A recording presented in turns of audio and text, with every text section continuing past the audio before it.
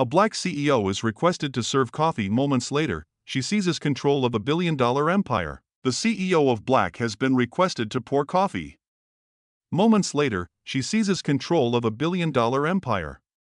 Before we embark on this journey, allow me to pose a question to you. From which vantage point are you observing this narrative unfold?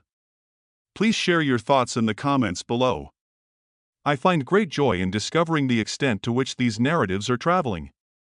If you have a penchant for passionate love tales, brimming with unexpected turns and touching conclusions, be sure to subscribe to the channel. In doing so, you'll ensure that no new tales slip through your fingers, while also contributing to the channel's expansion and its ability to touch a wider audience.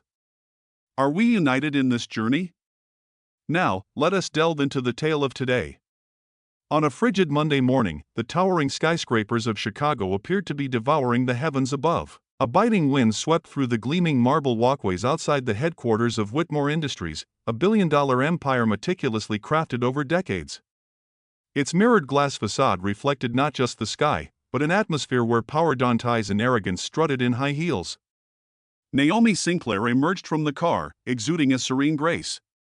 She donned a meticulously tailored, charcoal gray business suit, its fine cuts accentuating her upright, resolute posture. Her natural curls were gathered into a high bun atop her head, exuding an air of authority. Her luminous, deep complexion contrasted sharply with the frigid, corporate environment. Within her deep brown eyes, a profound focus and an enveloping silence resided. A silence envelopes them, a quiet confidence radiating from someone who was acutely aware of their position, even amidst the lingering shadows of doubt cast by others. As she entered the lobby, the sound of her heels resonated against the polished marble floor.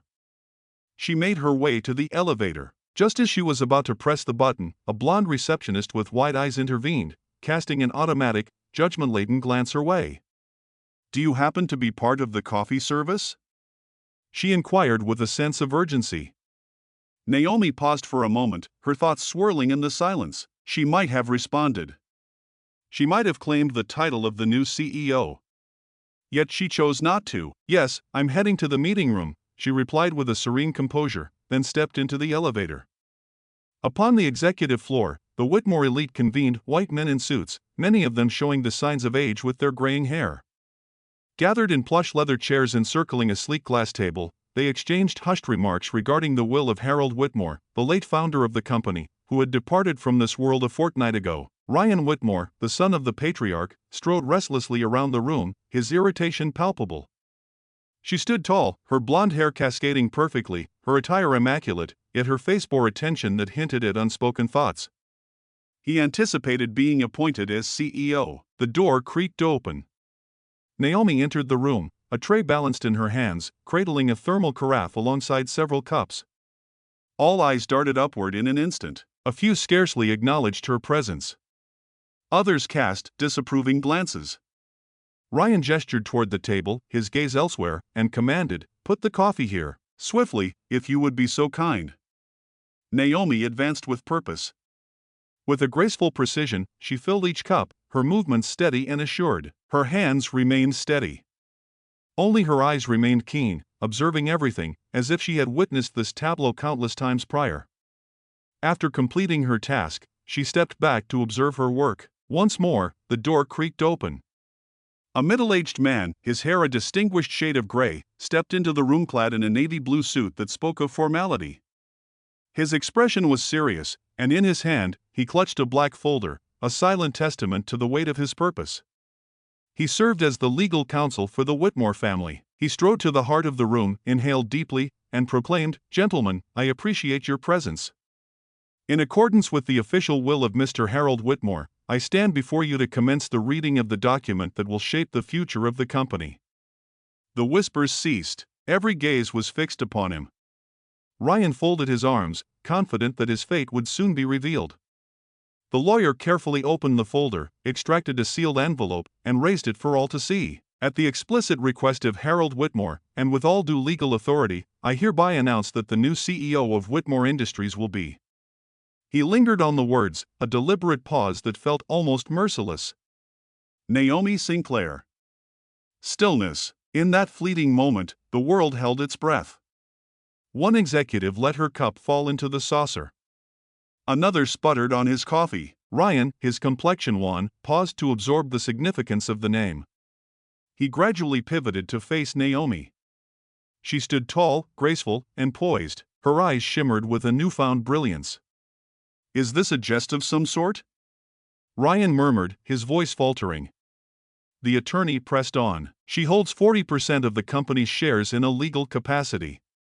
She holds the dual distinction of being both the CEO and the majority shareholder." Naomi stepped forward, surveying the room with a calm demeanor. In a steady voice, she declared, "Serving coffee has never diminished my worth, but to underestimate someone can topple entire empires." The room was enveloped in silence. Cups quivered in the executive's grasp, and for the first time in that room, perhaps in years, an individual was compelled to confront their own biases.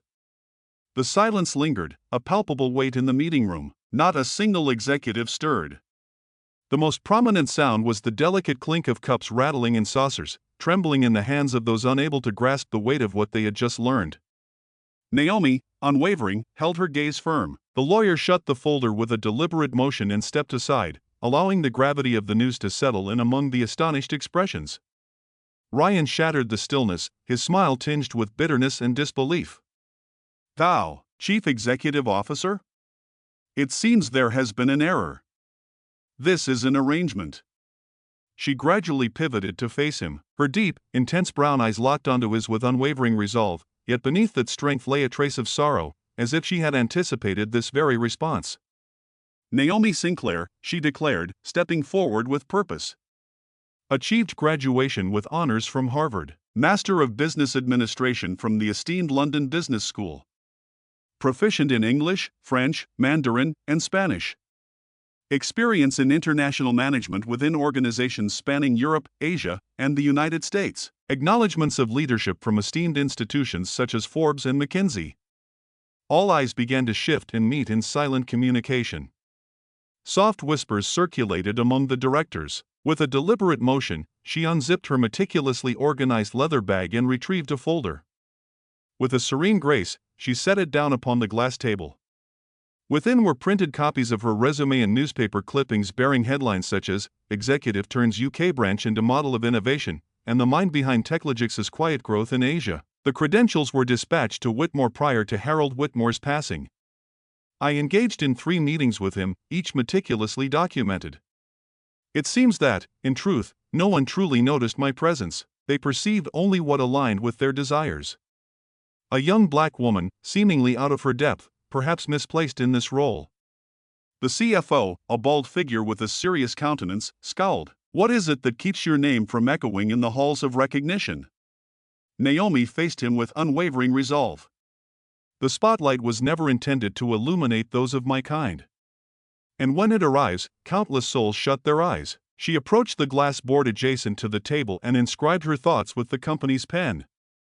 To undervalue an individual solely due to their outward appearance is perhaps the gravest misstep in the realm of corporate judgment. Once more, the room was enveloped in silence. Yet, on this occasion, it was not a matter of disbelief. It was an unsettling sensation. It was a source of deep regret. Mr. Bradley, a senior board member with white hair and a burgundy tie, slowly crossed his arms. "Your eloquence is commendable, yet the ability to deliver speeches does not inherently define one as a leader." Naomi inclined her head in agreement. "Indeed, you are correct. Yet, outcomes do. The contents I possess are neatly arranged within this folder, resting upon your table. Should you wish to uncover the true extent of my endeavors, simply peruse the text. If you prefer to continue in denial, that is your prerogative as well. Regardless of your approval, I will take the reins." With a sudden movement, Ryan rose to his feet, the chair protesting against the floor with a sharp scrape. "This is far from finished. I will confront this challenge head-on. My father never shared any of this with me. Absolutely not. Perhaps it was because he glimpsed the essence of your true self." "It was too late," Naomi responded, her voice steady, yet devoid of anger. The glances directed at her had ceased to recognize the barista she once was. A novel glimmer danced within their gaze. Unease. Compelled admiration. Terror. Naomi gazed through the transparent pane at the rear. The urban landscape thrummed with life, vehicles gliding gracefully through the maze of structures. She inhaled deeply. Within her, a torrent of emotions surged. The burden of the doors that had been shut. The condescending grins. The chambers where she had been overlooked. In the moments she immersed herself in silent study, others basked in the accolades. At this moment, she had arrived, not through chance, but through the hard-earned merit that had long been overlooked. It was merely the dawn of something greater, she murmured quietly to herself. As she exited the room without a word, a palpable certainty enveloped the hearts of all present. The new CEO emerged as a leader who took everyone by surprise. She was a tempest on the brink of eruption. The door to the meeting room clicked shut behind Naomi, yet the stillness within lingered on. The executives found themselves unable to respond in any meaningful way. Ryan remained upright, his fists tightly clenched at his sides, jaw set, breathing heavily as if he were on the brink of an eruption. The family lawyer, lingering in the room, cleared his throat softly. There was something deeper, an unspoken truth that lingered in the air, and all were acutely aware of it. Esteemed gentlemen, it is time to unveil the second part of the will that awaits our attention. A discreet provision, encased in a distinct envelope, its contents shielded from view until this very moment. He extracted yet another envelope from the depths of the folder. It was diminutive, affixed with crimson wax, bearing the unmistakable signature of Harold Whitmore himself. With meticulous care, he shattered the seal and extracted a handwritten letter. "What more lies within?" inquired the legal director, with a hint of discomfort. The attorney recited the words, his tone unwavering yet grave. "It is imperative that the truth be revealed. For years, I bore a hidden truth weighed down by guilt, shame, and a sense of cowardice. Naomi Sinclair stands out as an exceptional professional and the woman I entrusted to steer the company I crafted with my own hands. She is, in fact, my biological daughter. Her essence flows through my veins. She embodies the culmination of a genuine connection I shared with Eleanor Sinclair during the 1980s, a bond one chose to keep private, shrouded in the shadows of potential scandal and the weight of familial expectations." The atmosphere became still, as if time itself had paused. Ryan sank into the chair, his legs betraying him with a weariness that seemed insurmountable. His complexion drained of color, his eyes grew large, fixated on an empty void. The attorney pressed on. "To reject Naomi as my daughter stands as the gravest error I have ever made. Yet now, I shall unveil the truth to the world. She is an heir not merely through merit, but by virtue of her rightful claim. She holds a commanding 40% of Whitmore Industries shares, and that ownership stands unassailable." The members of the board cast furtive looks at one another. Some exchanged hushed words, while others simply bowed their heads in silence. The CFO reclined in his chair, a look of disbelief etched across his face. "That's impossible," one of them whispered. "Could it be Ryan's sister?" Naomi lingered just beyond the threshold, her gaze fixed upon the scene unfolding through the partially frosted glass. She had anticipated this moment, yet the reality of hearing it felt profoundly different. It sent shivers down her spine. A truth so profound it transforms not only the landscape of business but also the very fabric of your reality. With a swift motion, the door swung open. Ryan emerged, his footsteps weighted, his expression as unyielding as granite. "This is untrue. This is a deceitful maneuver. My father would never conceal something of this nature from me." Naomi maintained her poise. Her voice exuded tranquility, yet every word struck with the weight of iron. "He concealed it. For he understood that you would not embrace it, for he lacked the bravery to confront the world with honesty. However, this truth no longer relies on your acknowledgement." He swept his fingers through his hair, as though attempting to wipe it from his thoughts. He found himself in a haze of confusion. "You're yearning for everything, aren't you? The strength, the title, the inheritance. You are about to wipe away all that we have created together. There is no need for me to remove anything, Ryan. I am woven into this legacy, despite having been inscribed in the margins for more than 3 decades. The words pierced through the surface, leaving a lasting mark. For the first time, Ryan found himself without a response. The remaining executives remained silent. In Naomi's voice, there resided an undeniable force that could not be hushed. The resilience of a soul who has longed for the chance to be heard, finally breaking free into the world. The scene drew to a close with her gaze locked onto the portrait of Harold Whitmore, which adorned the company wall. The quintessential portrayal of a Caucasian male. A refined, soft gray suit. A faint smile graces the lips. She gazed at him, her voice a mere whisper, barely breaking the silence. You lacked the courage to present me to the world while you still breathed. Yet, I shall undertake it on my own. And then she entered the room once more, devoid of a tray, unburdened by fear, and filled with a vibrant silence. Naomi re-entered the meeting room, her strides now imbued with a newfound confidence. Her stride was now resolute, her presence exuding unwavering confidence. A distinct hush enveloped the executives, setting it apart from previous moments of quiet. Denser, more substantial, as though the atmosphere had transformed into a palpable strain. The lawyer remained poised at the head of the table, clutching a pristine white envelope, its seal glimmering in gold. His gaze swept across the room, deciphering every face, every nuance of emotion. Disbelief hung in the air, mingling with outrage, while in the most perceptive among them, a subtle glimmer of concealed admiration emerged. "Gentlemen," he commenced, his voice unwavering. At the explicit direction of founder Harold Whitmore, this constitutes the concluding clause of the will. The one that shapes the forthcoming trajectory of this company's leadership.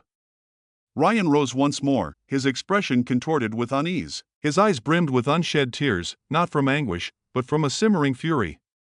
"This is absurd," he muttered, casting a glance around. "My father would never engage in such a thing." He possessed a rugged strength, yet surrendering Whitmore in such a manner was simply out of the question. "Absolutely not." "If you have objections," the lawyer replied, maintaining an unwavering tone, "you may present them in court. But first, listen." With a dry snap, he broke the gold seal and slowly unfolded the sheet, fully aware of the weight behind the words. "Effective immediately," he announced, "Ms. Naomi Sinclair assumes full authority as CEO and majority shareholder of Whitmore Industries." The words detonated with explosive force. The effect was instantaneous. One board member let his pen slip from his fingers, while another pushed his chair away with a sharp, grating sound. The eldest advisor, Mr. Bradley, reclined as though the very breath had been taken from him. Yet, no noise could rival the intensity of Ryan's exclamation. "Absolutely not. This is an act of stealing. A scandalous affront. I am the rightful heir. This is my legacy." He lunged at the lawyer, yet was restrained by two security personnel, strategically placed nearby under Naomi's earlier directives. "She is entirely unaware of this company. Absolutely nothing.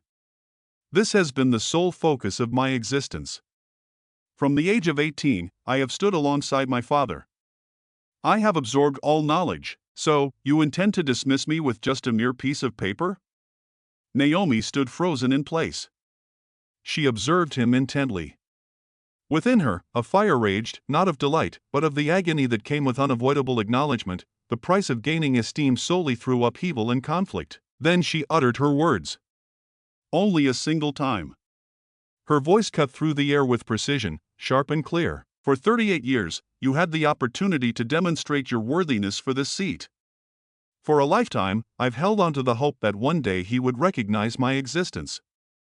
Today, he accomplished it. Now, it falls upon me to pay tribute to that name, despite the fact that he never bestowed it upon me during his lifetime." Ryan attempted to articulate his thoughts, yet the words eluded him. His expression was a canvas of disbelief. A man accustomed to triumph, defined by his surname, now shattered by a reality that no accolade, degree, or power could ever obliterate. The attorney wrapped up their argument. "This document holds legal standing, is duly registered, and has received validation from the company's legal board. Naomi Sinclair steps into the position of CEO, effective immediately. All administrative decisions now reside within her purview. Any effort to meddle will be regarded as a breach of the will's stipulation." The sensation was akin to the very earth beneath me transforming.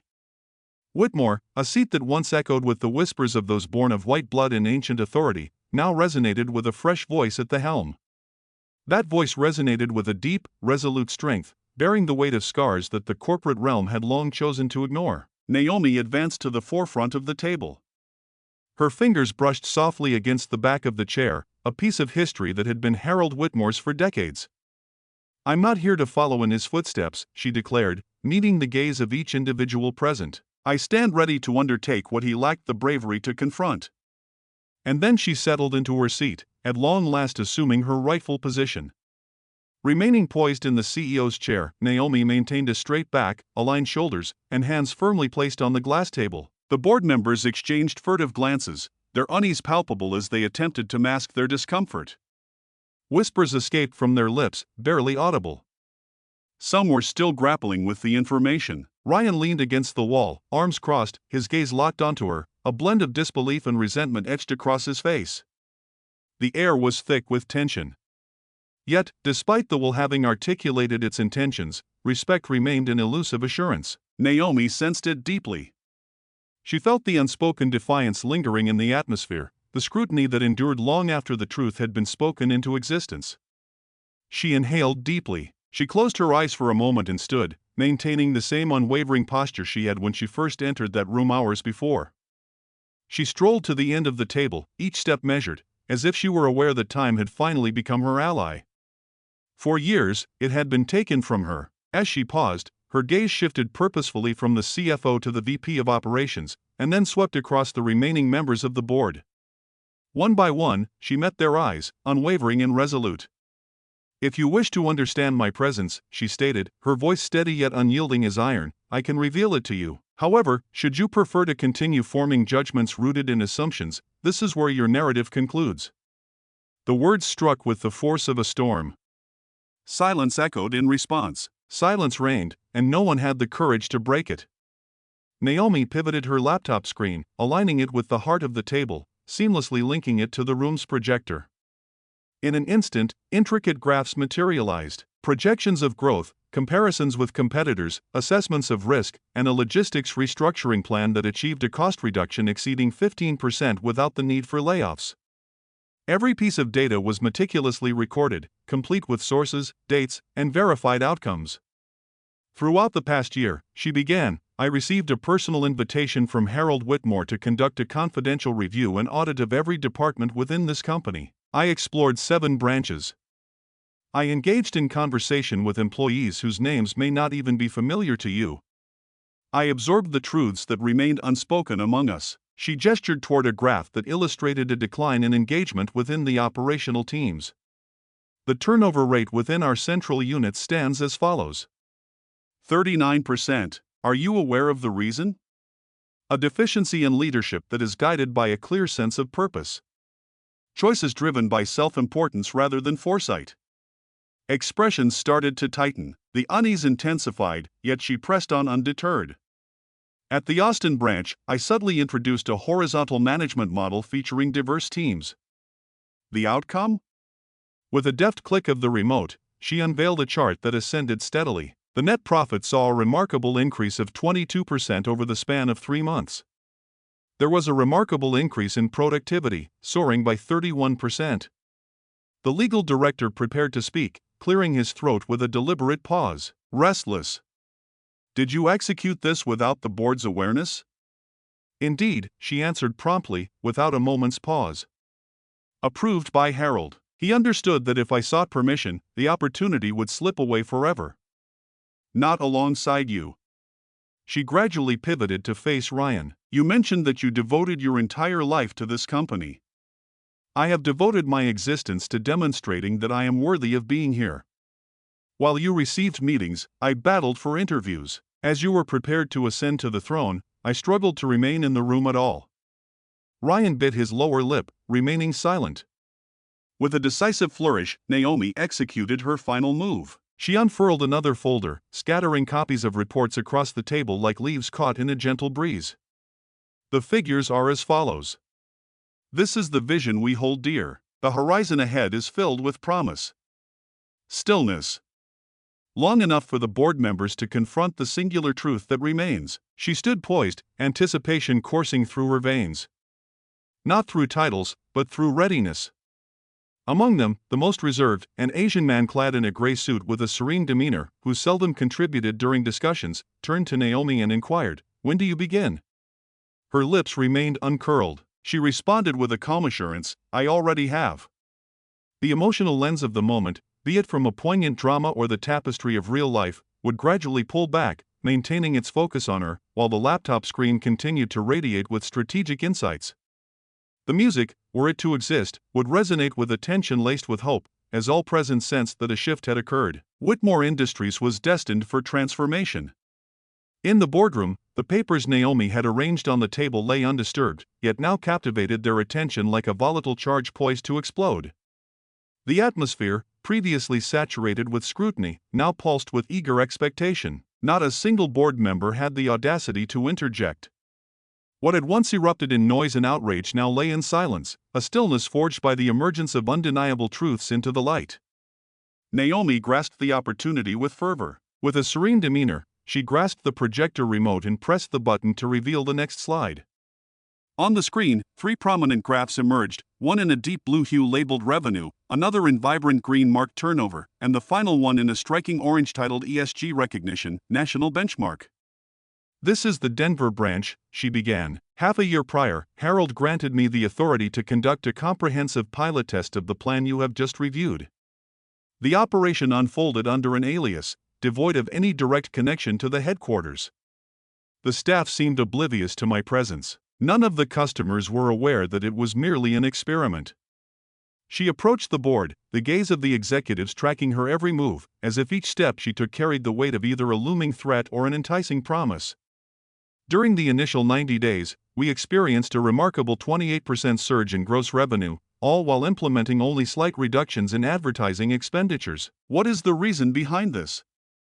Our efforts fostered genuine engagement, rooted in attentive listening and shared leadership. Every team commenced engaging directly in the decision-making processes of their respective departments. When individuals sense that their voices resonate, they are inclined to offer more in return." With another click, she engaged once more. "The turnover rate, reflecting employee attrition, has seen a significant decline of 40%. That occurred within a mere 4 months. We transformed the conventional hierarchical structure into agile units, fostering an environment of ongoing training. For internal employees have been elevated to leadership positions, taking the helm of areas that were once overseen by external hires. The HR director, previously appearing disinterested, suddenly adjusted his position in the chair. At that moment, he was fully engaged. Yet, it transcended mere technical performance," Naomi asserted, her tone growing increasingly resolute.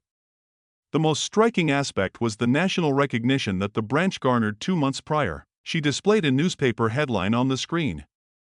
"Whitmore, Denver recognized as a national leader in social and environmental governance." Next to it, a picture captures a diverse team beaming in front of a mural adorned with phrases such as, "We grow together, we care together." At the heart of it all, quietly, was Naomi, not as a leader, but as an integral member of the team. "We have been honored with the ESG Platinum Seal by the National Corporate Sustainability Association." Never before had a Whitmore unit ascended to such heights. Ryan, still propped against the wall, appeared even more ghostly. His gaze flitted from the graphs to the expressions of the other executives. The unease was palpable. Naomi paused before him, neither challenging nor retreating, yet unmistakably signaling that this moment was indelible. "You labeled me as inexperienced," she remarked, claiming I was unfamiliar with the company. "Yet, as you amassed your inherited titles, I was diligently reconstructing what was crumbling from within." Senior board member Mr. Bradley muttered a few words softly to himself. "What was that, Mr. Bradley?" Naomi inquired. He cleared his throat, a subtle prelude to the words that were about to unfold. "The outcomes are a testament to their own merit. At this juncture, I find myself devoid of any further arguments." Naomi offered a quiet nod. She cast her gaze once more upon the projection. The final graph lingered on the screen, radiating a quiet judgment. "My time in Denver was merely a dress rehearsal. The comprehensive strategy extends well beyond that. With newfound authority and ample resources, I am poised to expand that model throughout the entire group, propelling Whitmore to uncharted territories it once lacked the courage to explore." The stillness enveloped everything. Naomi took a step back, her fingers deftly switching off the projector. The screen faded to darkness, reminiscent of a concluding chapter, yet her gaze remained unwavering in its intensity. "If anyone still believes my presence here is merely coincidental, I recommend you reassess your own figures." She made her way back to her chair and settled in, not merely to take charge, but to reshape the very essence of leadership. As the meeting progressed, the directors, one after another, found their gaze drifting downward. In the aftermath of the meeting that marked Naomi's ascent, the corridors of Whitmore Industries thrummed with energy. Soft murmurs reverberated through the halls, devices vibrated incessantly, and a growing hum began to swell. The media had uncovered the unforeseen shift in leadership. Naomi lingered by the expansive window of her new office, her eyes tracing the bustling cityscape beneath her. Chicago appeared to exhale a distinct atmosphere, perhaps one that was tinged with a chill. Or maybe it was merely the burden of what lay ahead. She understood that internal resistance could not be vanquished by mere charts and reports. Ancient power clings stubbornly, particularly when it bears a storied surname. Throughout the company, Ryan wandered restlessly in his old office, which had transformed into a neutral space. He continued to reject the new order. His face was flushed, breath coming in heavy bursts, and his eyes reflected the deep frustration of a man who believed he had lost everything to someone who had never even been given a chance to engage in the struggle. With a mere slideshow, she obliterated my father's legacy, he whispered to himself, before resolving to take a step that would alter the course of everything.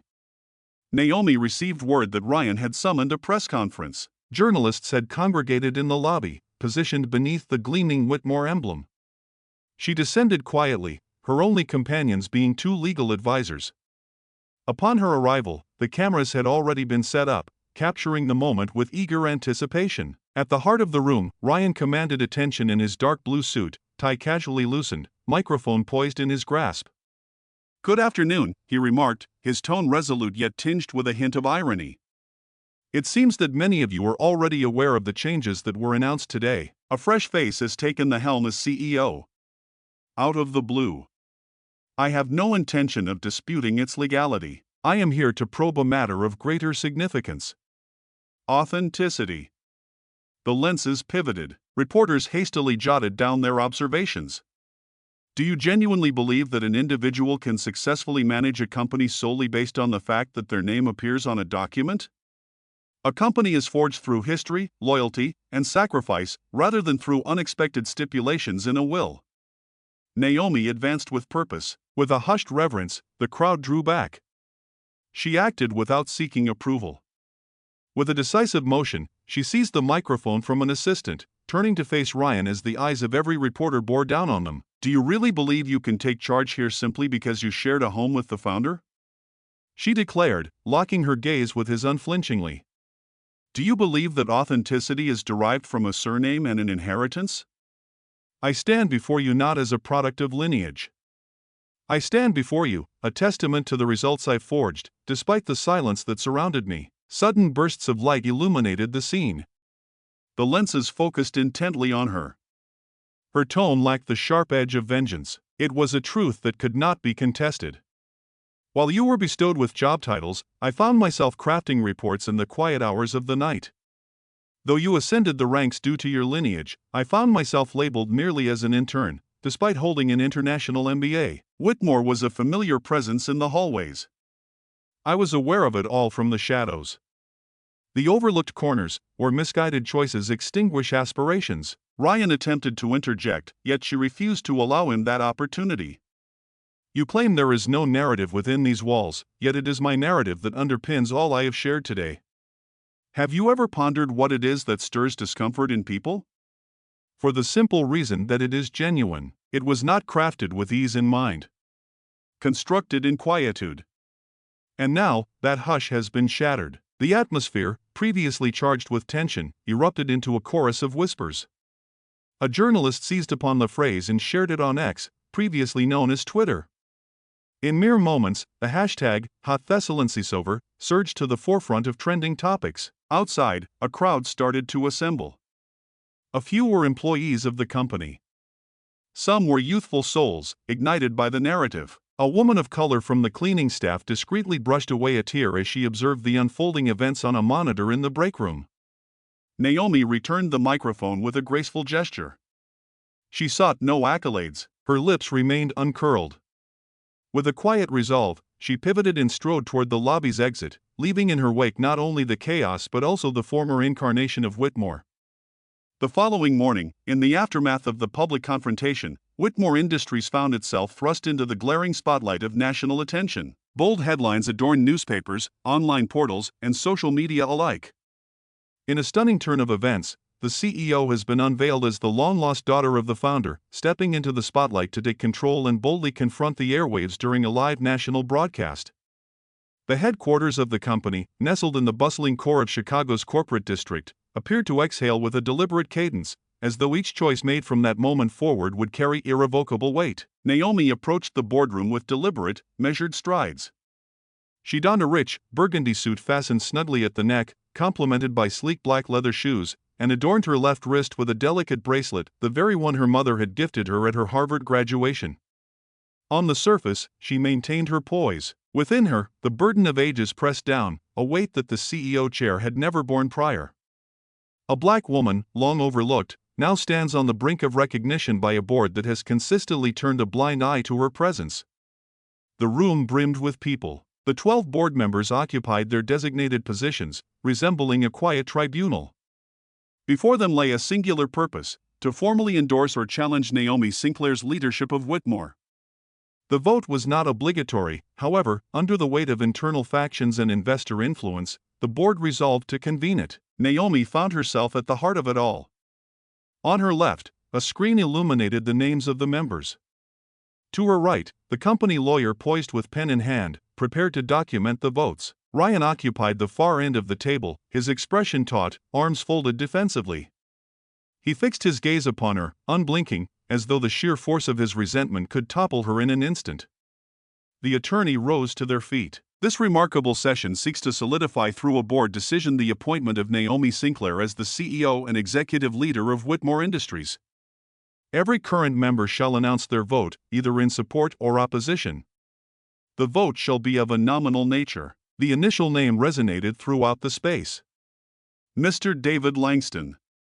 The board member, a Caucasian gentleman with silver hair clad in a dark suit, paused for a brief 3 seconds. He turned to Naomi and declared, "In favor." The second name was announced. The operations board member, a Latina woman with a resolute demeanor, replied, "In favor." The third one.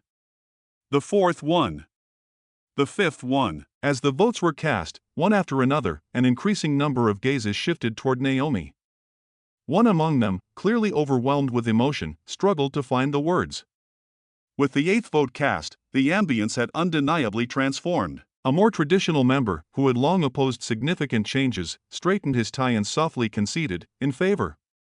I witnessed the results firsthand. In that moment, it became evident to all, the conclusion was unmistakable. Yet, 2 votes lingered. Mr. Bradley rose to his feet, the penultimate moment unfolding. He was the eldest at the table, gazing at Naomi as though he had finally perceived her in her entirety. Harold Whitmore imparted his wisdom on the intricacies of numbers to me. Today, I discovered the essence of justice. In support. At that moment, all eyes shifted to Ryan. The lawyer addressed him with a formal tone. "Mr. Ryan Whitmore, your choice." Ryan inhaled deeply, folding his arms across his chest. His eyes shimmered like polished glass, yet his lips quivered with a barely contained fury. He stated it plainly, with no room for debate. A hush enveloped the room. Yet, the moment had passed. The choice has been rendered. The outcome stands at 9 votes supporting and 1 opposing.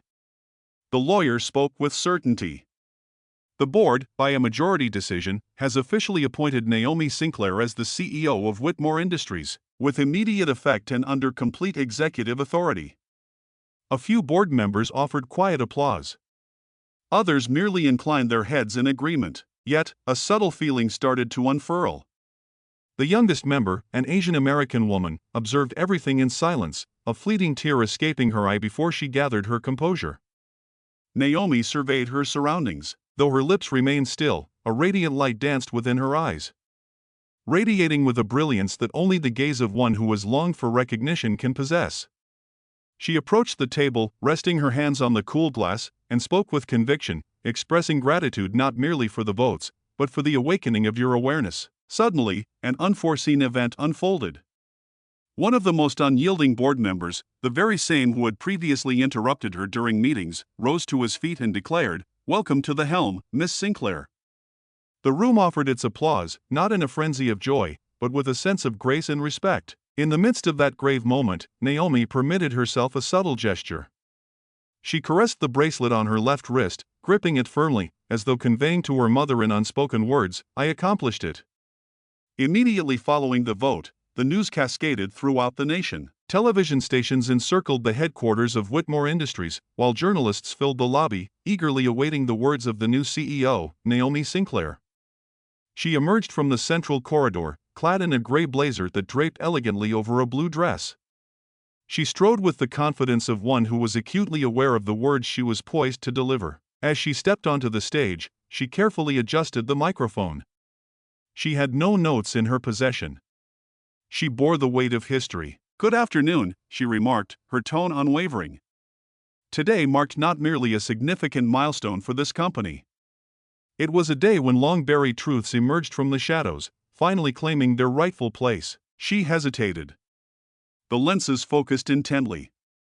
Upon my initial entry into this space, I was promptly invited to serve coffee, and I offered it, not from a place of submission, but because I understood that serving never diminished my worth. What many were unaware of is that the coffee in question was the very same brew I savored before assuming control of this company. Bright flashes erupted. Silence enveloped the audience. She pressed on. To underestimate an individual based on their appearance or background represents one of the quietest forms of failure, and though it may appear tranquil, it possesses the power to dismantle empires from within. I stand here not by the grace of another's invitation. I stand here today, a testament to the journey I forged, despite their attempts to diminish my existence. In the dimly lit corner of the room, a woman from the cleaning staff wept softly. A young intern captured the moment with his phone. The quote that captured the attention of many on social media emerged in the initial posts. The coffee she was requested to serve was the very same brew she had savored prior to ascending the throne. #brew. To CEO. Countless eyes were drawn to the spectacle. The video surged in popularity. Naomi's voice had at last penetrated every barrier. Weeks later, Whitmore had transformed into a different entity. Emerging Black and Latino professionals have stepped into positions once deemed unattainable. The Whitmore Horizon program opened doors for talent that had been overlooked, while the Eleanor Fund, established in tribute to Naomi's mother, championed startups spearheaded by women. Yet, the most striking symbol loomed at the threshold of the company.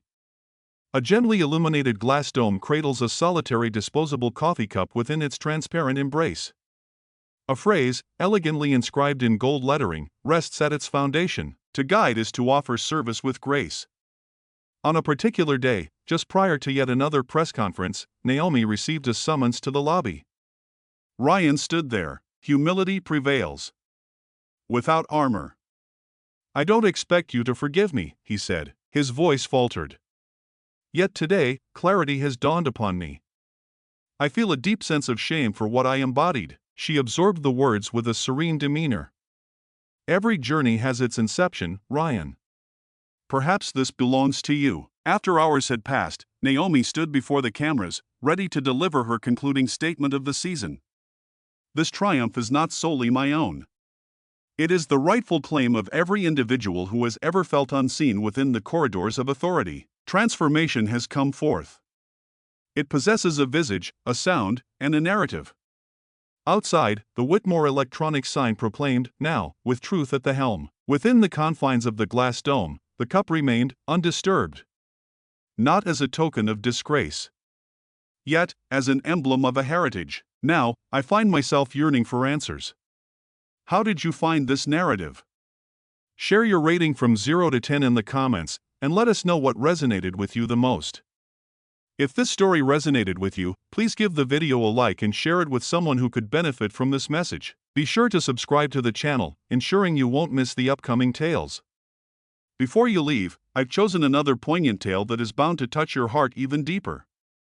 It lies before you. Simply click and continue to enjoy the experience with us.